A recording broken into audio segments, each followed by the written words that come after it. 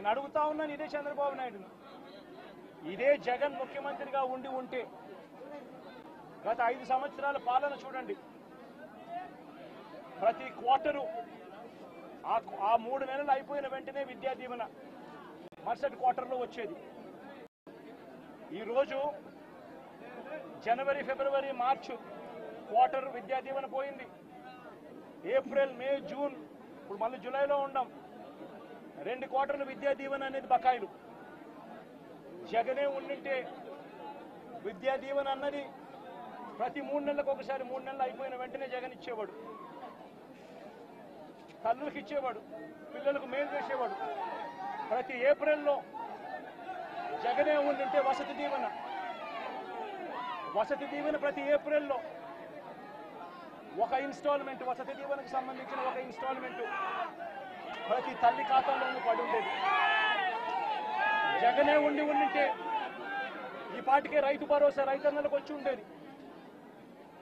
ప్రతి సంవత్సరం జగన్ జూన్లో రైతు భరోసా అమౌంట్ ప్రతి రైతుకు క్యాలెండర్ పెట్టి మరీ ఇచ్చాడు. జగనే ఉండింటే అమ్మఒడి డబ్బులు ఈ పాటికి తల్లులకు వచ్చి ఉండేటివి. ప్రతి సంవత్సరం ప్రతి జూన్లోనూ అమ్మఒడి డబ్బులు తల్లులకు వచ్చిన పరిస్థితులు.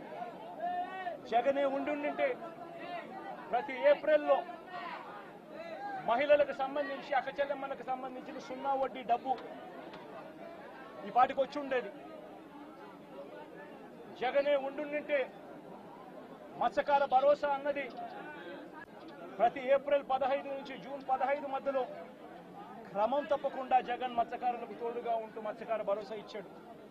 నేను అడుగుతా ఉన్నా, ఈరోజు వైఎస్ఆర్ కాంగ్రెస్ పార్టీ లేకపోవడం, చంద్రబాబు నాయుడు చెప్పిన అబద్ధపు మాటలతో ఈరోజు ప్రతి అక్క చెల్లెమ్మ ఎదురు చూస్తూ ఉంది.